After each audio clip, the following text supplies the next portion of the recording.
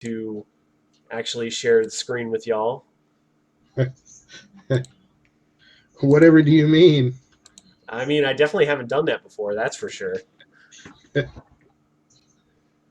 Yeah, buddy. So let's begin. In the name of the Father, Son, Holy Spirit, amen. Lord, I thank you for this day. I thank you for all the gifts that you give us.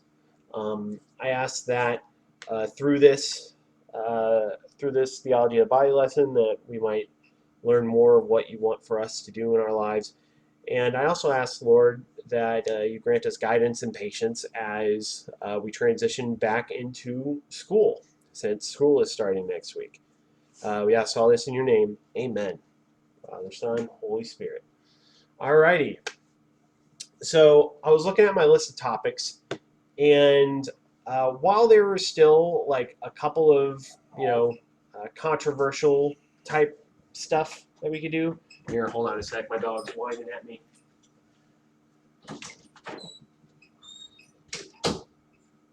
Okay. So while there's still a couple of controversial type things to do, I figured it would be a good idea to take a step back, maybe do something a little more chill, but also something that's probably going to be a lot more applicable to your everyday lives. Uh, so today we're going to be going over how does one date now that we know all the things we know about theology of the body. But obviously, first things first, recap. Uh, Echoing what I said last week, transgenderism isn't too good for the person going through it.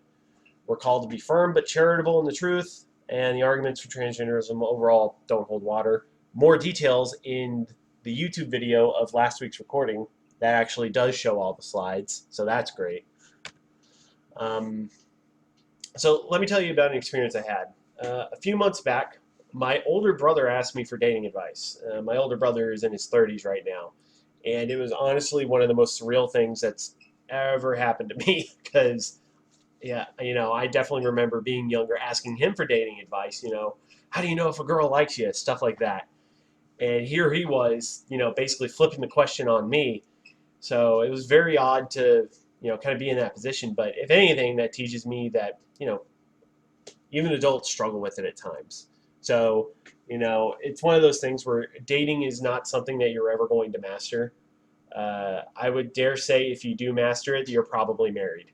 But even then, it's very situational and case by case, but there's still some good overarching rules to go through. So we're going to go over that this week. So question to y'all, Adriana and Diego, what does a dating relationship look like? And how long does it usually last? What does it look like? Yeah, like what does it look like when two people are dating?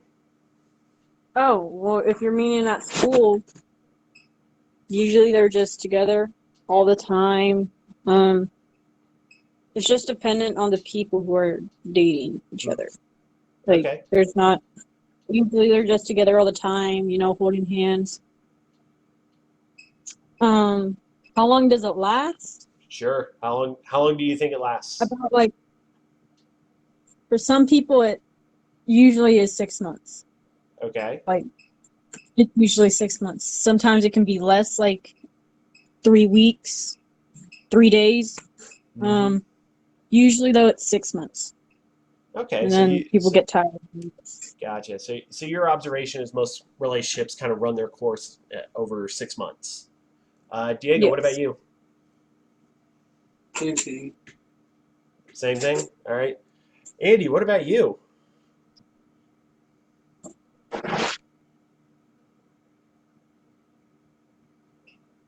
Andy? Are you there?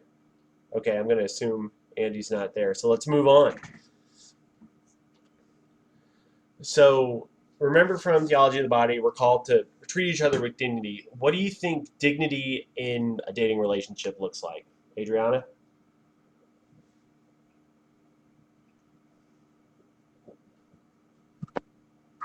Dignity in a dating relationship? Mm-hmm.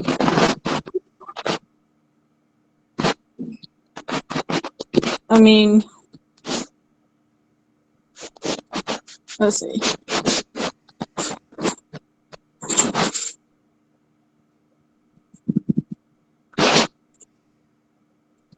Like not pushing for the other person to do something that they're uncomfortable with, Okay. Yeah. I guess. Hey. Yeah, okay. What else? Like I guess if they want to take things slow and like not pushing for it, not pushing to like for it to like to be boyfriend and girlfriend automatically, like to just get to know the person, I guess. Not pushing basically. Right, right. So So, also showing respect to like knowing your morals and knowing what and doing what you think is right too, I guess. okay. Diego, what do you think? Yeah. And don't just say same. The question is, ooh, the screen. What do you think dignity in a relationship looks like? I don't know. Well, don't give me I don't know. Come on. Yeah, aren't you in a relationship? No. Oh, weren't you in a relationship? So, well, well, to reflect it back at you, Andy, what do you think dignity in a dating relationship looks like? Really, just having respect for each other and their decisions, not just in uh, with their body, but uh, respecting their opinions, respecting, um, like I said, their decisions, uh, things like that. Because oftentimes with men and women, dignity really it, it, it's not as prevalent as it should be because one or the other rules the relationship. Right. You know, no, you can't go out with your friends, or where were you all night, or calling and texting constantly when you're not together, that kind of thing, Hmm. as well as respect for each other's bodies. Gotcha. I gotcha. All right. Well, all good answers. All really good answers. So, um, I bring all that up just to kind of get a baseline of where y'all are at as far as how you view dating. Um, so the reason I wanted to go over this week was I was reading up on this thing called the Dating Project, which is a documentary. So what happened was about 10 years ago, a professor at Boston College noticed that her students weren't really maintaining long-term relationships. To use Adriana's terms, she was seeing a lot of 3-week relationships, right? And so she had a brilliant idea because she was I forget what subject it was that she taught, something where, human interaction is an important thing. So she decided to offer an extra credit assignment to her students. And it was they had to go on a date. And this picture here is all the rules that she had for them, right? So, number one, you had to ask in person. The date itself had to be within 3 days. You have to ask out somebody you're actually romantically interested in. It has to be somebody new, so you don't know them before and you haven't been on a date with them before. Um, be open and honest, aka use the word date. The date should only be 45 to 90 minutes. Make a plan, so have an idea of what you want to do before you go out. Pay for it. Keep it around $10. No touchy. I kind of like her phrasing here. An A-frame hug is as far as you go. uh, you have to tell 3 people that you're going on the date, so that way you don't get cold feet. And most importantly, you gotta go alone. No wingmen, no wing women, no people to give you that phone call so you can peace out. You gotta go by yourself. And what she found was the first time she did it, especially, a lot of students like were petrified at the idea of doing it. They were like, "I want the extra credit, but like, I don't know how to do this." You just ask a person in person. We're talking these folks are, 10 years ago in their early 20s and they're having trouble, just going on a normal date instead of something like hooking up. So, and that comes from a fundamental misunderstanding of what the goal of relationships are, right? We've talked about it earlier in this Theology of the Body series that we've been doing, that one of the main lies that society has accepted is that you use people for your own enjoyment rather than to love them and to lift them up. Whereas the truth is, the goal of relationships is for mutual caring or love. It's not to use them. And any act you do to or for that person should come from a place of love, because you're trying not to use people. So now we're going to kind of go and transition into what does that look like in our real lives. So I like referring to this guy, Jason Everett. He's chastity speaker extraordinaire, for lack of better terms. He's been doing it a long time. I actually heard him speak whenever I was a teen, so roughly about a decade ago. And one of the questions that really stuck out to my mind whenever he was giving his talk was, if you're, hanging out with your boyfriend or girlfriend, significant other, whatnot, and you're thinking, oh man, I want to do this, that, or whatever. The question you need to ask yourself is, do I feel comfortable telling that person's future spouse, who isn't me, what I'm about to do or what I have done? If no, then don't do it. And that tends to be a pretty good wake-up call / critical thinking question that really helps process, like the grander questions of how far is too far and all that sort of stuff. So yeah, moving on. And now I'm going to kind of break down what I would call the dating process, if you will. This next segment of stuff is definitely for it's definitely like a lot of stuff that I noticed both from my research into the dating project, but also like a lot of stuff I've noticed personally.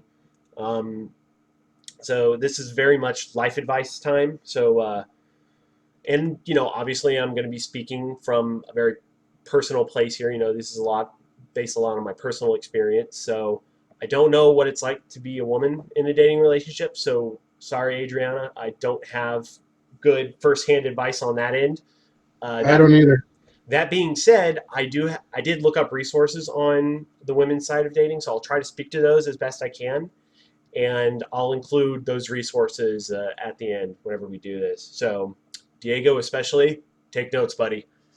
So, before you ask, have a basic plan. What do I mean by this? Have a basic idea of what you would like to do with that person. It doesn't have to be like, we're going to go to this particular bowling alley or this particular movie theater to watch this particular movie at this particular time, or something like that. But have an idea like, hey, I'd like to take you to a movie, or hey, I'd like to take you out to dinner or to mini golf or whatever it is. Once you get the yes, figure out a time that works for both of you within the week. The dating project person said 3 days. I usually aim for within a week, just because sometimes times fluctuate, but the idea is you want to have the actual date within a reasonable amount of time. Like if it's 2 weeks, that's way too long. Just keep it relatively close. And then if you don't already have it, exchange contact info right there in case something changes. I had a time a few years ago when I asked out a woman on a date to go to mini golf, and then it started raining the day we were going to go. And so I texted her like, hey, is it raining where you're at too? Yeah. Okay, let's change the plan. So we ended up going bowling instead, because that was something we could do indoors that was pretty similar in concept. And then this last bit, don't overly communicate in the meantime.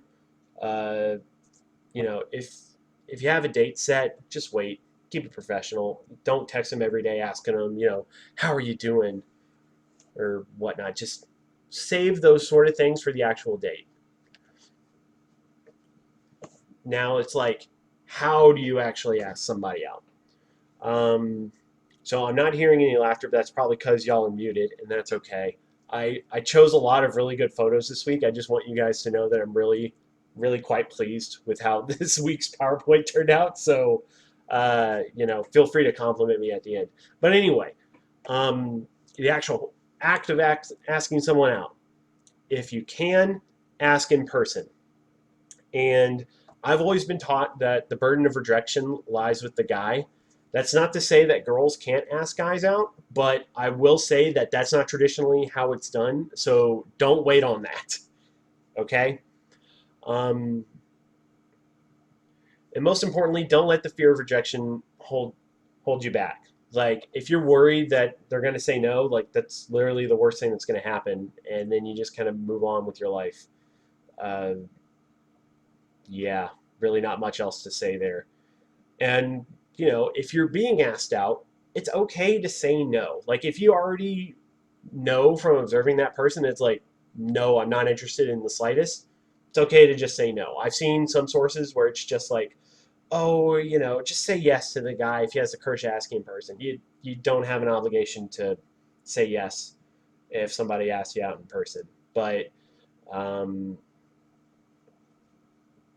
but I will say that obviously it is way better to ask in person. People really appreciate it when you show that sort of respect to ask them in person instead of something impersonal like a text message or a message on Snapchat or something or other, right? And most importantly, if you're told no, take it and move on. All right. Um, One of my guilty pleasures is looking up what are called "Are Nice Guy" memes. So basically, it's just a compilation of guys who get rejected whenever they ask a girl out, and then they throw a temper tantrum. Don't be that guy. Just don't. If you're told no, take it, understand, move on. It's usually nothing personal against you. Like I know that doesn't necessarily sound right because it's a date, and dates are pretty personal, but like just don't take it personally. And most importantly, like I said, if in person, if you can ask in person, putting yourself out there is a good thing. Just don't be ridiculous like this person here. Like, I literally searched ridiculous promposals, and this was the first thing that came up. And I will say, like, straight up, don't do this. Just be simple. Don't be overly complicated. Just be normal. For the love of all that's good. You want people to think you're normal when you're asking them out. And this is not a good way to do that. And, like I said before, avoid text and other sorts of DMing if you can, just because it's a very easy to just receive a no. So, yeah. Okay, so you're on the date. Now what? The goal of the first date is just to get to know the other person. That's it. All right. No matter what you're doing on the first date, whether it's a movie, dinner, mini golf, whatever, at some point, y'all should chat about who y'all are, right? If it's somebody that you know, like say an acquaintance from class that you've known as an acquaintance for years and years and years, you know, find out something about them that you wouldn't have found out from just running into them at school, right? And keep that conversation going. Like the idea is to really get to know this person in a deeper way that you wouldn't be able to otherwise. And my rule for that is always keep the questions coming. So, let's say, oh, what's your favorite color? Don't just be like red and then dead silence. Be like red and what's yours? And then, you kind of do that back and forth. I always find that in the art of conversation, one of the best ways to keep the conversation going is just to ask them to respond to the question they ask you. And likewise, ask them questions that you wouldn't mind answering as well. Um, What's up? just like, first of all, that's a great photo. I love it. You're welcome. And don't just ask, and this goes with anything, and this coming from my reporter background, don't just ask yes, no questions. Ask open-ended questions. Don't give them the chance to just go yes or no. Huh, I didn't know you were a reporter, Andy. What do you know? Yeah. Nice. And yeah, and like Andy said, just you got to keep the questions coming. And you know what else is a really good question? Why? That's a fantastic question. Your favorite color is red? Why? Tell me about it. What about red does the thing? And then you get an explanation, and then you get some insight into that person that you wouldn't have gotten by just being classmates with them. So next awesome photo. The date's over. What now? Uh, Again, if you ask out that person on a date, pay for it. And it's okay if it's a cheap date, right? Young adults often, or young adults and adults often just like go and get a coffee in the morning because people are addicted to coffee. I don't recommend getting addicted to coffee. Um, but if it's something like, if you're going to the movie theater, pay for both tickets. If you're going on a dinner date, pay for dinner. Um, and what if they're like, hey, I want to pay some too, or let's split it. I usually say I got it, and then if they're like, oh, come on, I want to pay, I usually tell them that they can help pay for the next one. They'll usually be like, oh, okay, and then they'll thank you, and you move on from that. Um, but after that, after you've paid, walk them to their ride. If they got dropped off, wait for them to get picked up again. If they drove there, walk them back to their car. Give them a goodbye hug. It can be as awkward as it needs to be. Um, and you leave. I always say, don't kiss on a first date. First date is always too soon. That being said, I would say there's not an exact number of dates for when's the right time to kiss after that, right? Uh, Usually it's just I've had relationships in the past where it's been as soon as the second date. I've had relationships in the past where I went on, like, say, 4 dates and we didn't kiss at that point, and then our relationship was done. It depends, right? It's on a person-to-person basis. And most importantly, I definitely recommend asking if you can go for it before going for it. Because boy, oh boy, it is not a good time if if the recipient of said kiss did not want it. So better safe than sorry there. Plus, it also shows that you're trying to be respectful and uphold their dignity, which is the goal. So let's say you want to go out again. Now what? If the first date went really well, ask them out at the end as you're saying goodbye. Be like, hey, would you like to do something like this again? Usually you'll get something like sure or whatnot, and then just say oh great, I'll let you know when I have a plan, and then presumably you have their phone number at this point, so you can ask them for a plan after that. I usually recommend waiting at least a day, just let things settle, and it's also a really good sign because if you go through a full day and then on day two you're just like so antsy you want to talk to them again, that's definitely a positive sign that you like them. And it could be a positive sign that they like you back too. Um, and as for the second date, same basic rules apply beforehand. Uh, plan out have a basic plan of what you want to do, figure out how you want to do it, and then go from there. And at this point, it's okay to plan via text or DMs instead of asking in person, because technically you asked them out in person at the end of the first date. Again, in person is way better than through messengers. Okay, so things are going great. But are we dating? Is she my girlfriend? What are we? Yeah, great question. All right. Adriana was kind of hinting at this earlier, but a big step whenever you've been dating somebody for a while is agreeing to the title of your relationship. So back when my parents were young, they used to call that going steady. These days, it's just, are we boyfriend and girlfriend? All right.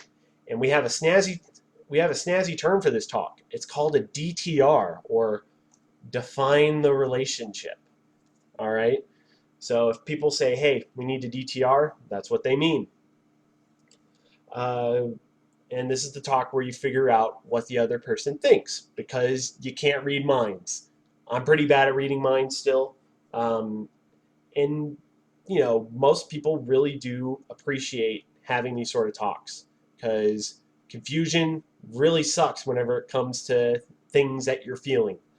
And the way you should approach this talk is be clear, be sincere, and honest. That's the way to go. All right? If it's like, hey, I think you're really great, but I'm just not feeling it, that's a valid thing to say. If you're like, I'm really having a great time, I would be fine with you know, being officially boyfriend and girlfriend, that would be the way to go. Or, you know, I really like you, you know, I would really like to have that title. That would be, again, a way to go. The important thing is that you're honest about what you're actually feeling, because now is the time to be honest. If you're not feeling it, now's the time. So, yay, you're official. Now what? This is where serious discernment begins, right? Lest we forget, the purpose of dating is to discern whether you're going to marry that person or not. I'm dead serious about this part, all right? Basically, from that point on, you're doing some sort of discernment. And for the most part, close relationships do look like the sort of best friendships you would have with your other friends, just with a lot more hand holding and kissing, I would imagine.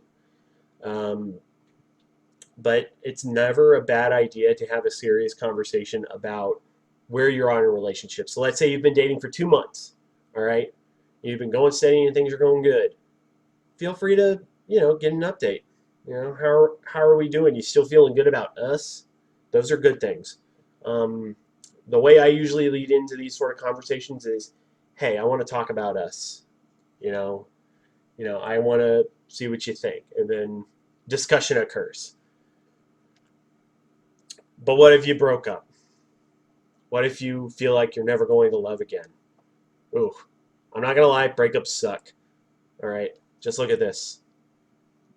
This is a mood, literally. Um, my my theory on this is that all the people you meet, you give them a piece of your heart. This is a bit of a corny analogy, but bear with me. All right. So depending on how important you find that person, you give them a bigger piece of your heart. So say the random stranger who's bagging your groceries at Walmart, you're not giving them much of anything. But let's say your best friend who you've been friends with for years, you give them more of your heart, right?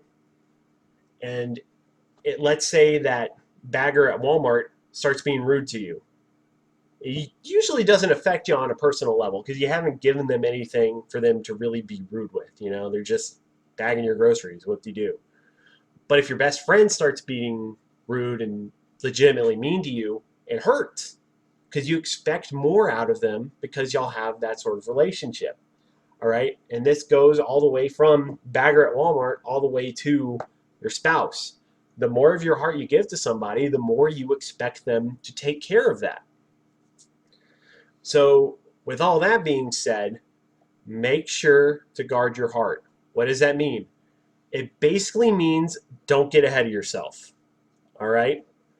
If you're asking somebody out on a date for the first time, don't set yourself up for, I want to marry this person already. That's a bad idea. And it's going to blind your judgment in a lot of other ways too. Instead of doing that, be like, hey, this person's really cool. We get along really well. You know, let's see if I can let's see if we resonate as a potentially as a couple, you know, and then go from there.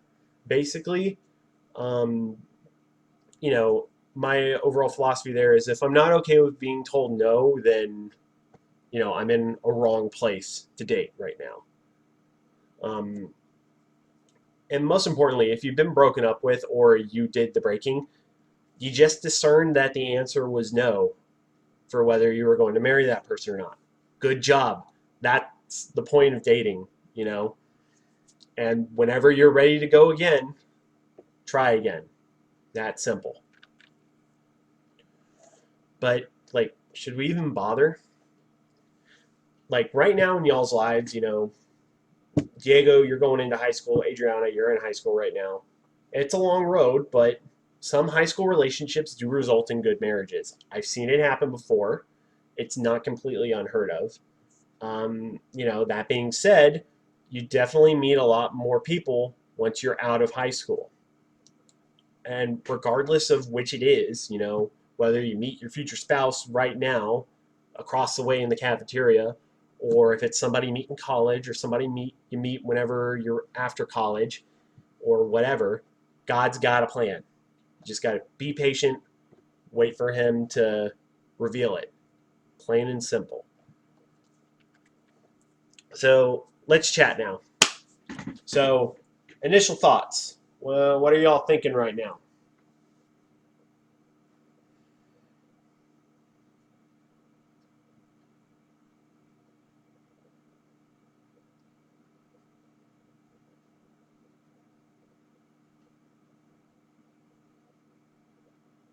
Don't everybody get up at once. Plain and simple, dating is hard. That is true. Even when you do find somebody that you like and love, it still takes a lot of work to maintain it. Mm-hmm. Yeah, keeping that spark alive in the long term, man. It's something. It is something. Adriana, Diego, what are y'all's initial thoughts?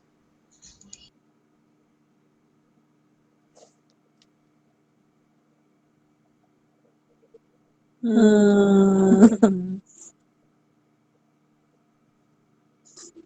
mean, I guess moaning is a thought.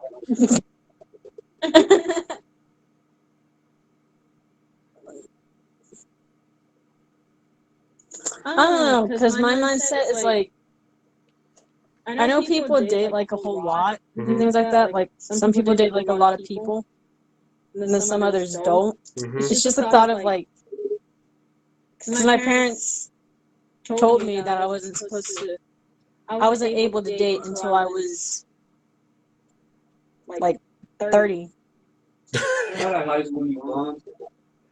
What was that, Diego? Yeah, but that's what he said. At 30, but they always said when you get out of high school. So, and the reason for that is because they're like, you could always catch something from someone else. Because of all the drama. It's a distraction from school. It's just a distraction. Well, and mono kind of sucks too. But Yeah. but yeah, and I mean, ultimately, I would say, if your parents have different wishes for you, then follow them over me on this. But I'm just giving you some what I was saying earlier. That's definitely more just from my own observations. So I have aunts and uncles that were high school sweethearts, and they're still together, happily married, and everything's hunky dory. And I have friends from high school that didn't find their spouse until well after high school. It happens. Like, it can happen just about anywhere. And, echoing what Andy said, regardless of whether it's high school or as an adult, maintaining a serious relationship with somebody for long term is a lot of work, a whole lot of work. And it ain't easy. But it's easily one of the most worthwhile things to do because, you're fulfilling the vocation of marriage, which is a very, very beautiful thing, ultimately. And yeah, obviously sometimes relationships do distract us from other things. I don't blame your parents for wanting you to be wary about that. Yeah. I mean, yeah, go for it. It's just like, I just don't know, like with all the how times are changing and stuff like that, like I don't know who's like actually in it to like get to know me and stuff like that, or just in it to like right, just have someone there for reasons, for their own reasons. So it's kind of like, and like they play you sometimes, and that's just how the world is nowadays. That's what I do. Yeah, sure. You must feel like a real player, don't you, Diego? But anyway, to answer your question seriously, Adriana, so that's one of those things where, I'm sure you've probably picked up signs of whenever people are trying to play you or whether people are being sincere, right? And, that's a sense you'll develop and continue to develop probably as you get older. And again, this is one of those things where, having the DTR is always a good thing. Like, if I'm feeling it, I usually ask for a DTR as soon as the second date. Just like, hey, how are you feeling about this? Because I'm feeling it. Are you feeling it? And then we go from there. And part of it is also like, My other secondary theory about dating is, the people you choose to date are from the social circle that you most closely identify with, right? So I developed this theory back when I was working at the animation studio before I was here as the youth minister. And one of my coworkers was complaining that at her previous job, there was a lot of creepy guys who would hit on the females at the office, and then like basically the ladies were uncomfortable after that because the dudes were weird. And I could see that if your one thing in life, like your social circle, was professional animators, right? So that's where you would go. But ultimately, I do recommend against dating from people that you work with.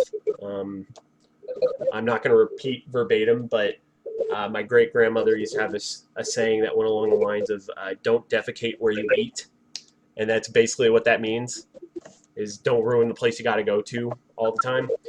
And that's one of the ways that can happen. Um, but I say that to say that I usually only date within my Catholic young adult circles that I'm involved with. So I find that within those circles, there's a lot fewer, like significantly fewer folks who are just in it for their own gain, right? There's a lot more people who are there like, hey, I've seriously discerned marriage. Let's find out if we're compatible, and then we figure it out. And those options aren't necessarily as available when you're in high school, but you'll get those options as you get older, I promise. And it's not like you can't date from within the youth group. I'm not going to say you should date anyone in particular, but I'm not going to be disappointed if you're like, hey, I'm dating this person. I'm like, sweet, you know? So that's my overall thoughts on that, Adriana. Well, what are your thoughts about like dating someone that's not Catholic? Let's say. Hey, that's a good question. Right. So you're saying like somebody who's a practicing Christian who's not Catholic. Yeah, like because I am dating someone right now he's not Catholic. He's a gangbanger. No, he's not. He's he's Baptist, so he's he believes in God and Christ and things like that. But like, how do you feel about that? Because okay, that's a good question. I feel like yeah. So sorry to answer your question. I think it's perfectly fine. Ultimately, you're still discerning whether you're going to marry this guy at some point in the future, and he's ultimately discerning whether he's going to marry you. And I think that you don't necessarily have to be the exact same. You don't have to be the exact same religion to love each other romantically and get married. Obviously, plenty of empirical evidence of that. That being said, obviously, if you wanted to get married through the sacrament at the church, the only thing he would have to do is be okay with y'all raising your kids Catholic. That's it. Because especially since him as a Baptist, Baptists believe like 90% of the same stuff we do. There's a couple differences, obviously, stuff about Mary and the saints, dancing and booze, and the Eucharist, just to name a few, right? But ultimately, he still believes in Father, Son, and Holy Spirit. He still believes that God created the universe, and that is, a fundamental building block, and that is definitely something that y'all could grow together in. Christian couples, whether they're Catholic or mixed or Protestant, the Christian couples that I've noticed have the strongest relationships are ones that find a way to pray together. And even if say he wouldn't say a Hail Mary, that doesn't mean that y'all can't pray to God together and to pray for each other, right? That is definitely something you can do, and there's nothing wrong with that. If he's a good man who's going to raise kids that are going to go to heaven, then more power to you. But that's up for you to discern, quite frankly. Okay. So, yeah, I mean, that's basically it. It's fine, Adriana. It's fine. Do you have any other thoughts on that? Okay. I mean, because the last youth minister that we had, he's my godfather now, and he told me that it's a sin to date people who are not Christian, not Catholic, and so I was Yeah, kind of. that's not true. That Okay. that is straight up not true. Okay. I'm sorry that you were led to believe that. That's not true. That's not true. Okay. And if I, No, based on not- what I know of him, he might have been saying that in jest. But if he was being serious, it's straight up not true. So that's that. Let's Okay. see. Did y'all learn anything new today?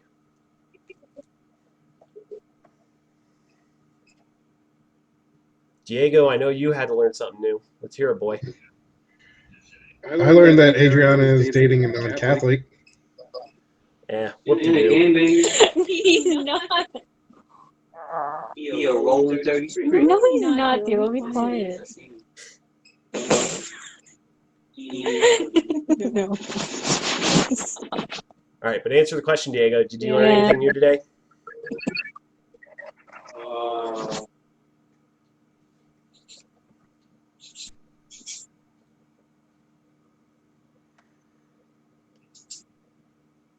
I don't know.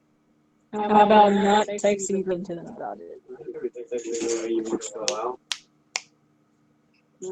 Hey, mama, what you doing? Yeah, see, that's a good point, Adriana. Because this is the age where that's common, but it's still the best practice to ask in person.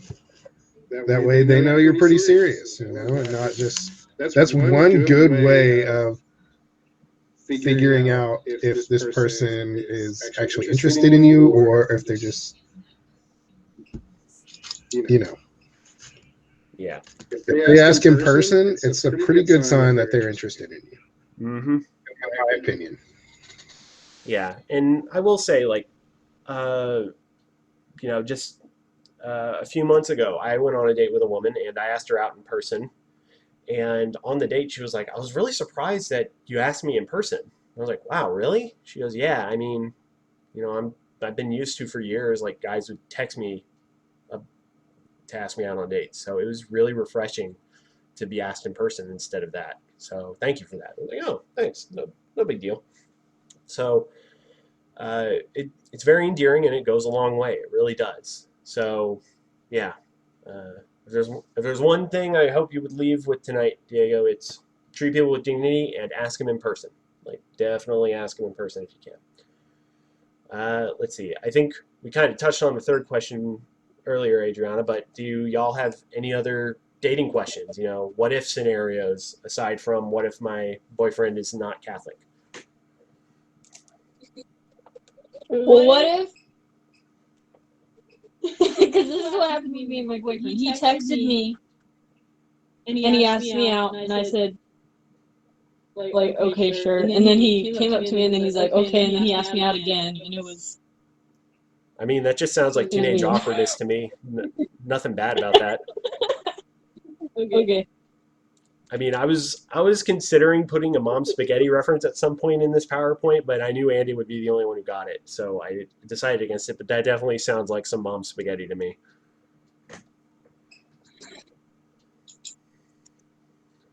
So yeah, Diego, what about you? Any other dating questions? Anything? Going once? No. Cool. All right, fine by me. Obviously, if you got any questions about this, you can ask me about it. I'll give you an honest and straight answer. So let's move on. Here,